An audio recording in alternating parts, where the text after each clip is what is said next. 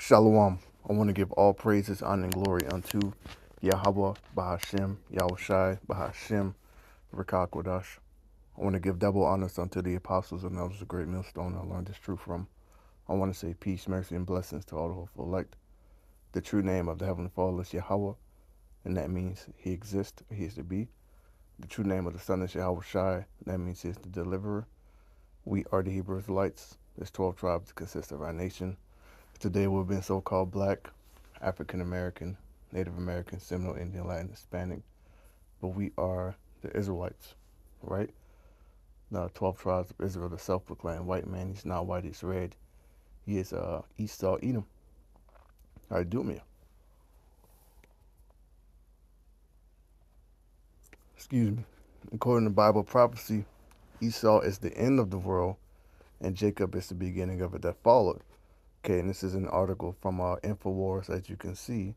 It says, White House installs hero Columbus statue made from statue torn down by BLM. Now, of course, BLM, that goes into the whole Black Lives Matter movement, which is set up by Soros and the elites. I believe that is headed by two lesbians or studs or whatever. Which that shit is all demonic. Anyway, during those riots between 2020, they tore certain statues down. But now it's being the monument's being put back up, all right, near the White House, all right, and this is definitely an omen. An omen is a phenomenon, how you say that shit, event or sign believed to portend a significant future event, acting as a forewarning or prophecy of either good or evil fortune. So this is, I speak as a man, but this is an omen of evil fortune for the tribes, all right? Because what was this man known for? He wasn't known for nothing good, especially dealing with the indigenous people of this country, who are Israelites, right? It says a monument to Christopher Columbus made from a statue torn down by BLM rioters in 2020 has been installed near the White House. The new statue is a reconstruction of a statue erected in Bmore in 1984 by Ronald Reagan and subsequently destroyed by BLM rioters in 2020, right? Who threw parts of it into the city harbor, right? And that was the spirit had them do that, because this dude's a piece of, he's a piece of shit. He's Esau, you know?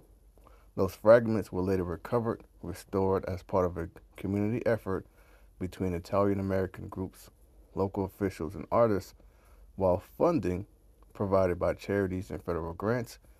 The statue bears the inscription destroyed July 4th, 2020, resurrected 2022, and that's the spirit of Esau. All right? He shall, what said in Malachi, we will go and rebuild. And it goes on to say he shall rebuild, but I'm going to throw down. When he rebuild the statue up, right? This is the link to Twitter, all right, or X, formerly known as Twitter, right from CNN. In the statement referencing a popular meme from the television series of The Soprano, a White House spokesman said, in this White House, Christopher Columbus is a hero, and he will continue to be honored as such by President Trump, right? So that dude is the cruel Lord, and look at what he's doing. Sending the troops to Iran. Pretty soon there's going to be a draft come. He's going to be drafting your children. People going to get drafted. The price of gas, food, energy. This is a cruel man. But a lot of you people, you wanted him in office so bad, like he's going to make shit great again, because that's the lie he told you, right, MAGA, when actually that's a demonic spell, and I believe it goes into all manner of negative words: enchantment, sorcerer, witch, right? Message to Egypt, the modern day Egypt is America. This is Isaiah 19:4, and the Egyptians, right, will I give over into the hand of a cruel Lord. And that's why you got the taco for president, which goes into Trump always chickens out. That's what they call him in the news. So he's a byword. And a fierce king shall rule over them, said Yahweh Shem El Shai of hosts. Okay? And it's all spiritual that they put in the statue back up in the 250th birthday of this country. You know, definitely a bad omen. Hey, the devil, he's getting ready to come down with great wrath. What is this man known for? I just put in the Google, what is Christopher Columbus' real name? Christopher Columbus' birth name was Cristoforo Colombo, born in Genoa, Italy in 1451. He is known as Cristobal Colon in Spanish, which is the name he adopted after moving to Spain, with Christopher Columbus being the angelicized version. All right, so that really ain't his real name, right? It goes back to Cristobal Colon. All right, then you look at what did Christopher Columbus do to the native? I mean, this is a simple Google search, an AI overview. This is everywhere now, right? Christopher Columbus initiated the violent colonization of the Americas, resulted in the widespread enslavement, torture, and death of indigenous Taino populations, right? In our time, we have what? We have the indigenous people, they got to deal with ICE, you see? And the so-called FBA too, foundational black Americans, you niggas, which a lot of y'all are natives your damn selves, you don't know it, right? Enslavement, torture, and death of indigenous Taino populations. He's forced natives into labor for gold mining, sent thousands to Spain as slaves. All right, so that proves that the indigenous people of this country are Israelites. They fell under the curses.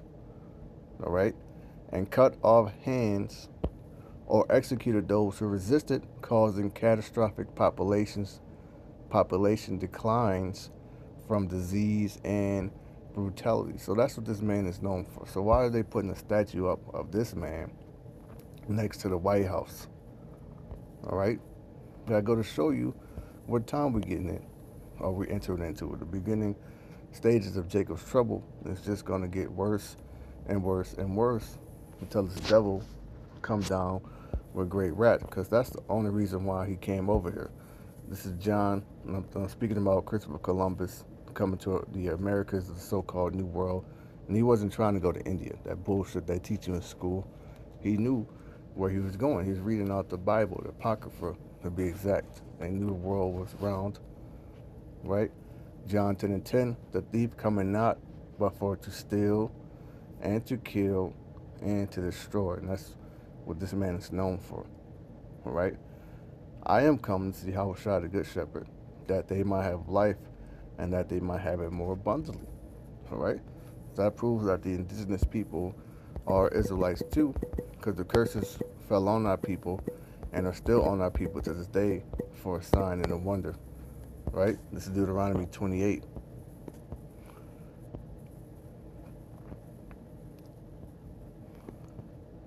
All right, and from 15 to 68 shows you the consequences of disobedience, right?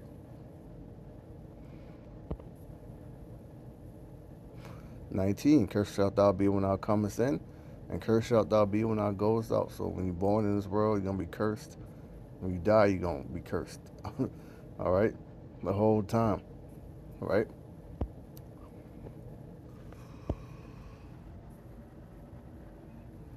'25. The Lord Yahweh Shem El Shai shall cause to be smitten before thy enemies, and that's what happened to the natives. All right? I just put in, did Christopher Columbus kill people? Yes. This is the AI overview. A lot of good information. Christopher Columbus and his men killed, enslaved, and tortured thousands of indigenous Taino people in the Caribbean. I don't even think he just double made it to America, but they still uphold Columbus Day. In South America, you have what? something called Colombia, or the country or whatever, right?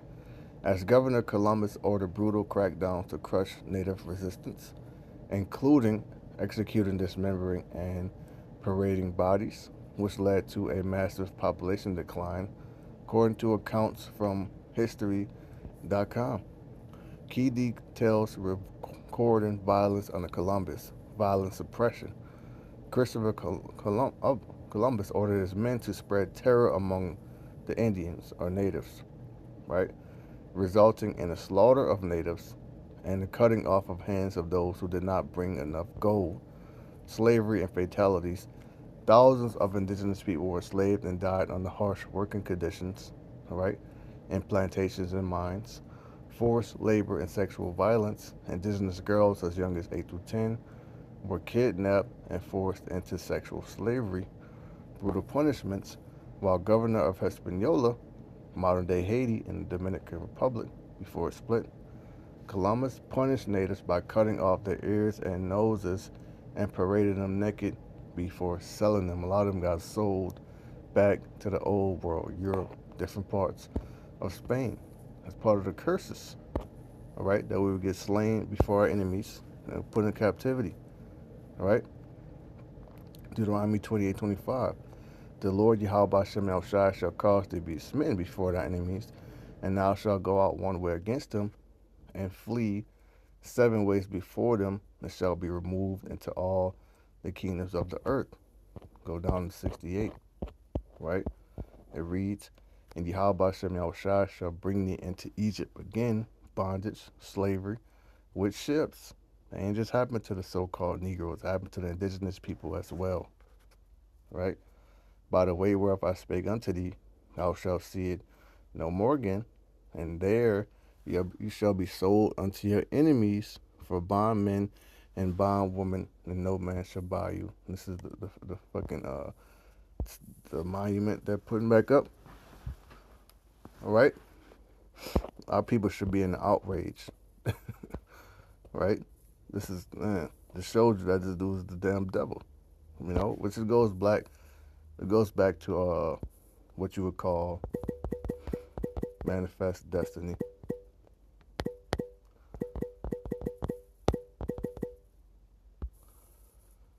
Manifest destiny was a 19th century ideology that the U.S. was destined by God to expand its dominion and spread democracy across the entire North American continent from the Atlantic to the Pacific.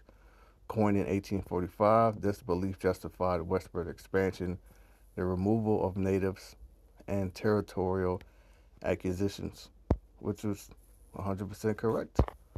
Okay, because when you go into the blessing that that Isaac gave Esau, this is Genesis 27 and 38. And Esau said unto his father, hast thou but one blessing, my father? Bless me, even me also, O my father. And Esau lifted up his voice and wept. 39. And Isaac his father answered, said unto him, behold, thy dwelling shall be the fatness of the earth. And now he got it. All right. He got the fatness of the earth, the best of the best lands, the suburbs, if you will, the rural areas. He actually has land. How many of our people own land and cattle and farms and shit? Not many. All right. And of the dew of heaven from above, space stations, NASA. So now he has a space force. Right before the year 2020, before all that went down with the lockdowns, whatever. Guess what they made? A space force, right? And of the dew of heaven from above, right? 40. And by thy sword shalt thou live. That goes into his military might. All right, his wisdom or his cunning craftiness to make weapons, and now what he got. His ultimate sword is his nukes, you know, and shalt serve thy brother. And that happened during the time of David. These Edomites, they were put into captivity under the Israelites, man, right? And it shall come to pass when thou shalt have the dominion that thou shalt break his yoke from off thy neck. And I believe you go into the history of the kings, right? This is 2 Kings 8, And, see, 2 Kings 8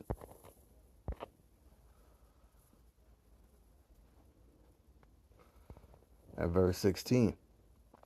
In the 5th year of Joram, the son of Ahab, king of Israel, Jehoshaphat being then king of Judah, Jehoram, the son of Jehoshaphat, king of Judah, began to reign.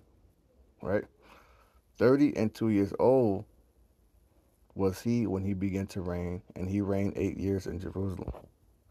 And he walked in the way of the kings of Israel. So he began to follow after the kings of the northern kingdom. All right, Israel.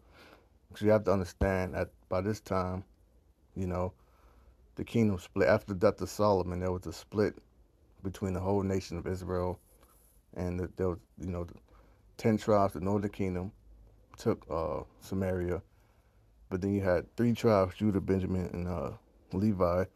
Those tribes had, what's called the southern Jerusalem, right? And it says, and he walked in the way of the kings of Israel, as did the house of Ahab, for the daughter of Ahab was his wife, and he did evil in the sight of Yahweh Bashem Yahushai. Yet the Lord would not destroy Judah for David his servant's sake, as he promised him to give him all red light and to his children. In his days, Edom revolted. Who's Edom? The so-called white man. Okay? So there's a book that says modern Jewry is Edom, right? The Israelis, they believe that the people of America, whites, they believe that they are Edom. Okay? So that's some finger pointing going on. From under the hand of Judah, and made a king over themselves. So Joram went to Zaar, and all the chariots with him, and he arose by night and smote the Edomites, which compassed him about, and the captains of the chariots, and the people fled into their tents. Yet Edom revolted from under the hand of Judah unto this day. Then Libnah revolted at the same time. So there was a time we had Edom in captivity, and they revolted, right? But now you have to understand that we living out this man's blessing. That's how he got all this, you know. And then this time, when the deadly wound was healed, goes back to when Christopher Columbus, the days of the Renaissance. They came over here with what? Christianity, to get gold, with one goal in mind: kill, steal, and destroy. So it ain't godly about these people, man. All right. And this is Habakkuk 2, and this is the amplified version, by the way. I could start at 1, but I'm going to go to 4 for time's sake. It says, "Look at the proud one. His soul is not right within him. It's the spirit of Esau. But the righteous will live by faith." That's the Israelites, starting with the elect. "In the true God, Yahweh Bashem Yahushai," not Jesus. There was a slave ship, and I believe it was called the good ship Jesus, right? "Moreover, wine is treacherous and betrays the arrogant man." That's his false wisdom that he got. His philosophy, his democracy, woman's liberation, you know, sacrificing the demons for power, right? So that he does not stay at home, which is why there's different military bases, consulates, embassies all over the world, right? They're showing you that this is the whore that sitteth on the many waters. She's also fornicating with those other nations, right?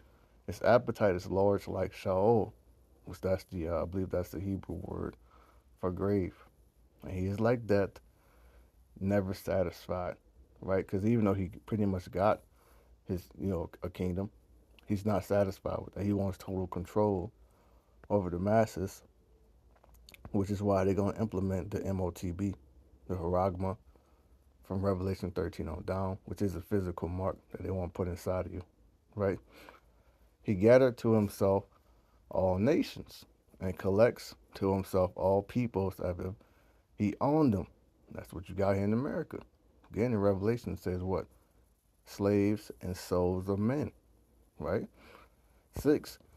With all these victims of his greed, will all these victims of his greed not take up a taunting song against him and in mocking derision against him, saying, woe, which means judgment is coming or destruction is coming, to him who increases that which is not his, and call it manifest destiny, right? How long will he possess it? He don't have much long. And woe, judgment is coming to him who makes himself wealthy with loans. That's Esau. This country is trillions of dollars. And that every day the debt clock is just going up and up and skyrocketing, right? Will your creditors not rise up suddenly, and those who collect from you awaken? Then you will become plunder for them, because you, king of Babylon, all right, and also says that in Isaiah, have looted many nations. That's Esau. All peoples who are left will loot you. Yeah, and the other nations. It also says in Isaiah, as thou have become weak as us, right? Because of human bloodshed and for the violence done to the land, to the city, and all its inhabitants, woe, judgment is coming. To him who obtains wicked gain for his house, that's him living by the sword. That's his blessing, right? And thinks by doing so to set his nest on high, that's his spirit because he's very prideful, right? That he may be rescued from the hand of evil. He thinks he's going to escape the judgment of the Lord. You have devised a shameful thing for your house by cutting off and putting an end to many peoples. So you are sinning against your own life and forfeiting it, right? Since thou hast not hated blood, even blood shall pursue you.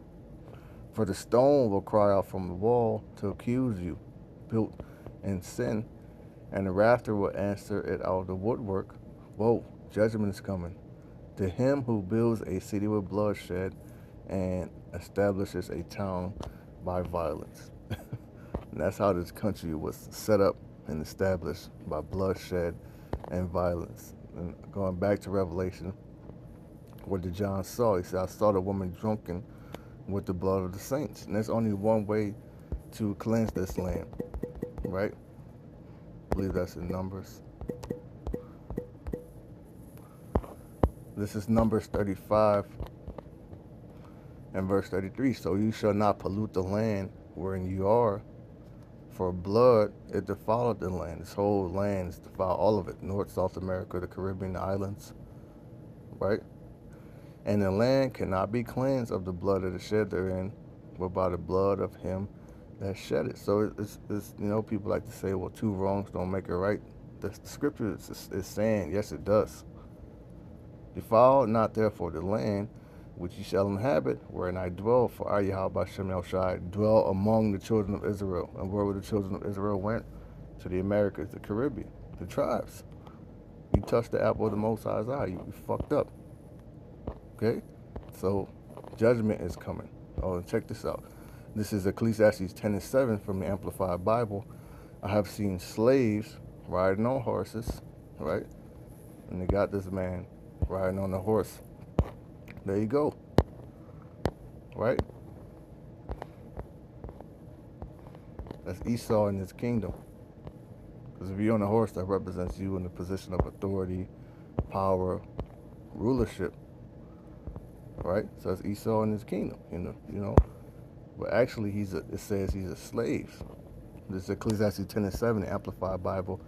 I have seen slaves riding on horses. Now why does it say he's a slave? Okay.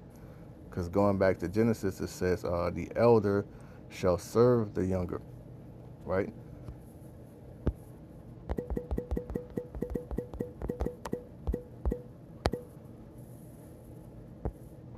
This is Genesis 25, and wait, where is it?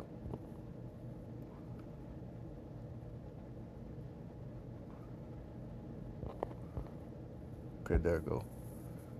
If you look at the word here for serve,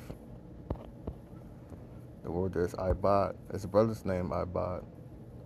You know, I'm a one I buy, faithful servant, you know, servant of the Lord, you know. So there's a lot of brothers named Abad, you know, 'cause we're servants of the Lord. Esau, he's going into a servant under the children of Israel, right? That was the prophecy. The elder shall serve the younger. Who's the elder? The one that came out first. Strong's H5647. Avad. Avad. As you can see, it says to be, to work for another, serve another by labor, right? If you look at A, it says to be worked, to be tilled. B, to make oneself a servant. 3, to be worked. B, to cause, to serve as subjects. That's what's coming to you, Edomites. You got to pay for what you have done unto the children of Israel, and you will be ashamed. Shame's going to cover you, and you're going to be cut off. This is Obadiah 1. Let's jump down to verse 10.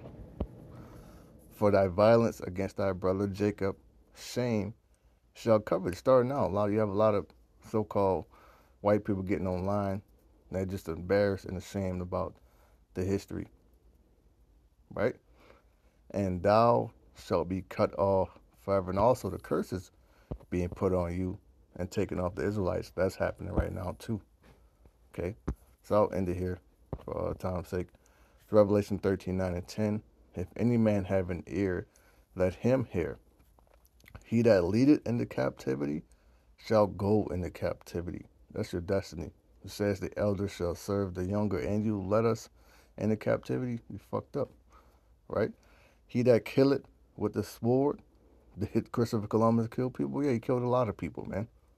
All right, he tortured them, sold them into slavery, right? He that killeth with the sword must be killed with the sword.